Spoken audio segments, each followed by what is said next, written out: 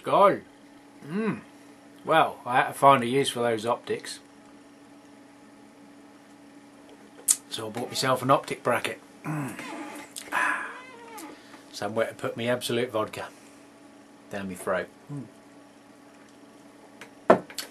Well, happy Homebrew Wednesday.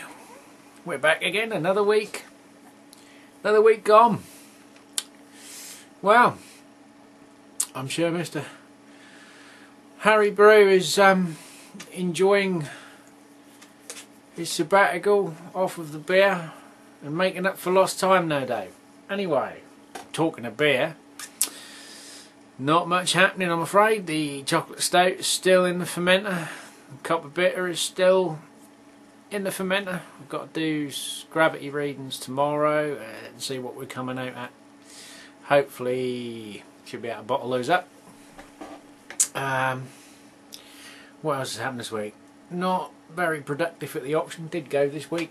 There was a load of demijohns, but those are little tiny ones, little growler sized ones, and the olive oil type jugs and things like that. So I didn't. Nothing else much there. Not since my last acquisitions of the pressure barrels. So I didn't come back with any more demijohns. Not that I needed any more. I've put some on eBay anyway. So for homebrew funds, buy them in, sell them out cheap. Buy them cheap, sell them cheap. So I have. I'll show you in a minute. I'll cut through an HLT hot liquor tank. Me being me, you know, we'll see multiple uses for one thing. Use it more than. It's not first time they've been used for what I'm using it for. It probably won't be the last. They're not ideal for brewing your wort in, but I'm just going to use this one for HLT, I think. So I'll just cut to you. Well, there you go. One hot liquor tank, aka a baby Burko, or a catering boiler, wash boiler. Got a false bottom in it to cover the heating element. Big tap, as you might be able to see there. If I turn around the right way, will help. That is a fair way off the bottom though, so you'd lose about 5 litres of fluid in the bottom there before you hit the tap. As you can see, I've test boiled it up. Done 20 litres of water on a rolling boil in 35 minutes at 100C. Nice big tap, doesn't leak. Made of stainless. I think it's about 2.5 kilowatt with a thermostat on it. So yeah, we're just going to use this for hot liquor tank and then run them through to the mash tun and then off to the pot for the boil up. As long as it's big enough anyway. Proof is in the pudding. I also by kind donation from where I work, these are actually conditioning. Oops. This is an electric blanket just to keep the bottles at what would be room temperature. We have, not Kleiner Dumpy, but we have 2 crates full of Boutelles. And dispense rattle. Nice little bottles. P5 pumpkin ale bottle number 5. Banana ale. That got bottled last night. Anyway, that's the little operation of this week. It was quite handy actually. I just called into work to get some crane caps because I didn't think I had enough. And just happened to be mentioning I was a bit short on small bottles because I didn't want to use me 500ml bottles on the small batches.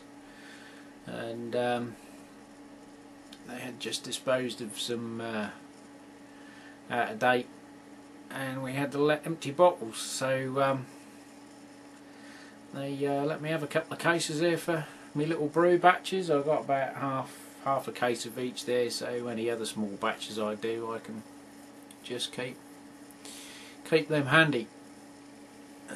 So I suppose I better start thinking about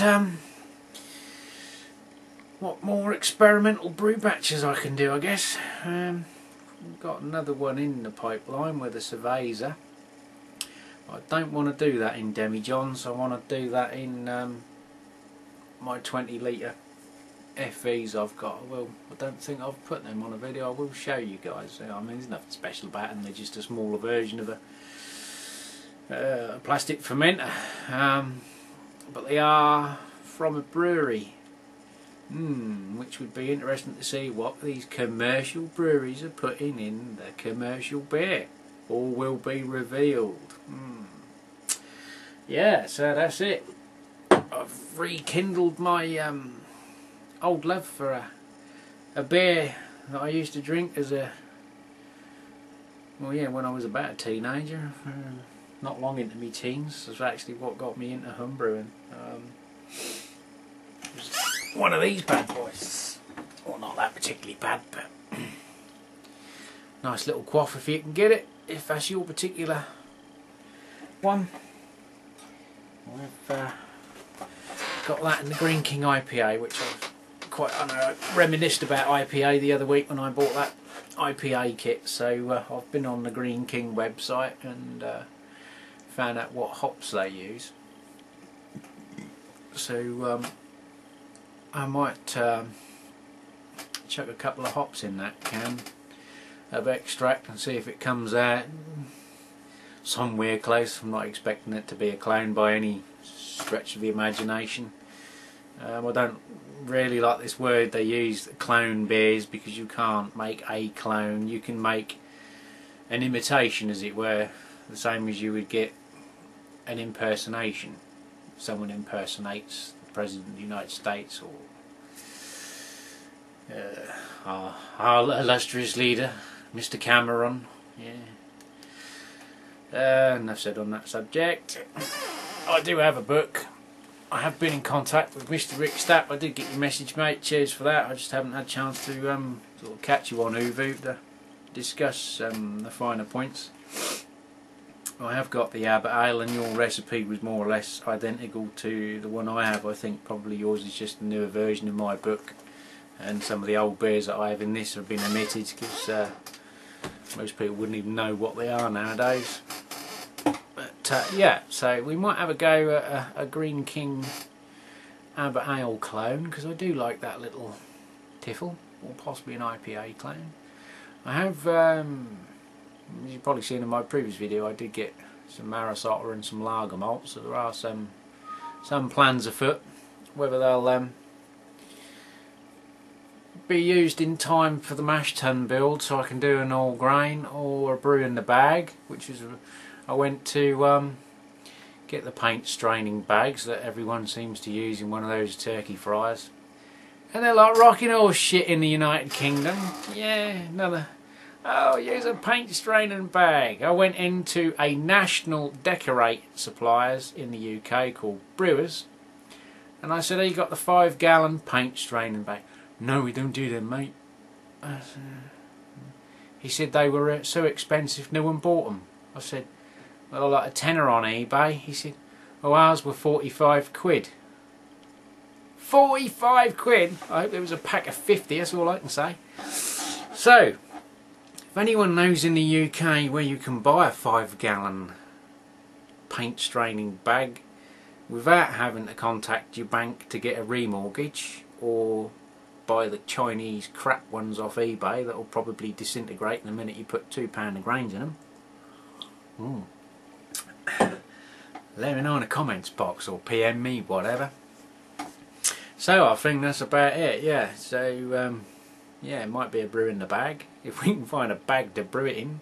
I know other people say the guy at the painting place, the suggestion was use a pair of tights, but he didn't realise actually what I had planned was not straining paint.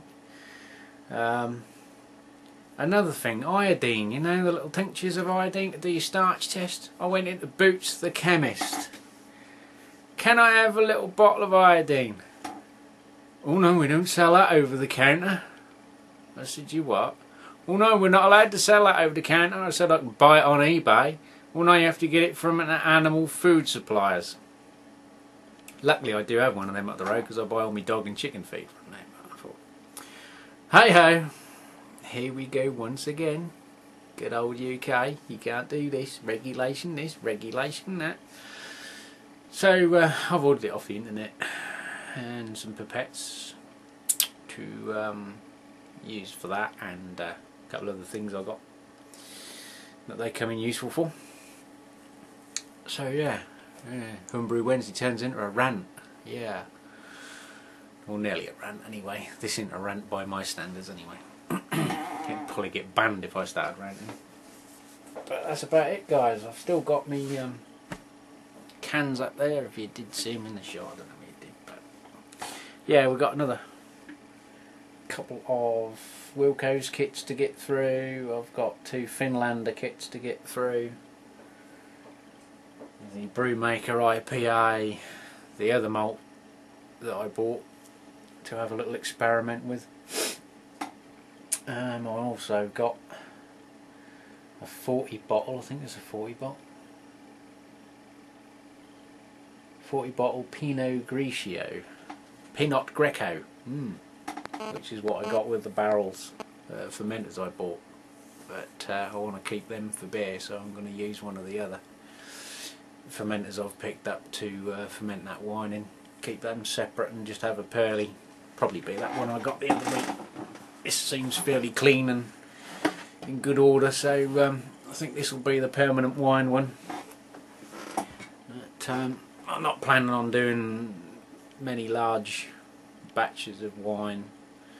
I'm quite happy to do the small demijohns of wine and just get 6 bottles out of them rather than do a 30 bottle kit. It'll be a bit of,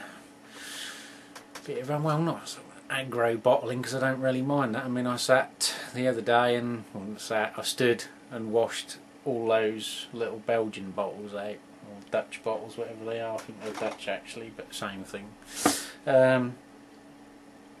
There's 40 of them with your bare sediment, yeast sediment in the bottom, and they was a still to clean. Luckily I had a bottle brush that would fit in them, because your normal ones won't fit in them little bottles. But they were an absolute pain. But they got sterilised. They've got the beer in them, so now we have to wait and see what happens. But that's it for me this week, guys. I hope you're all enjoying your Homebrew Wednesdays and all the other videos that are coming out now. I see the Worldwide Bears is catching on there with Matt doing his reviews. I think Under the Tables took up the torch as well, and he's doing a few.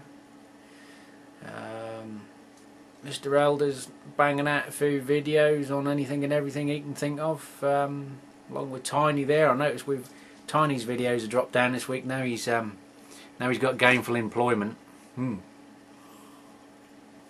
Hope it's all going well for you anyway, Tiny, and everyone else out there. And subscribers, all my new subscribers, thank you very much. I know some people do email and say, oh, cheers for subbing. I don't do that. One reason is I haven't got enough time, and the other reason is YouTube don't tell me who you are.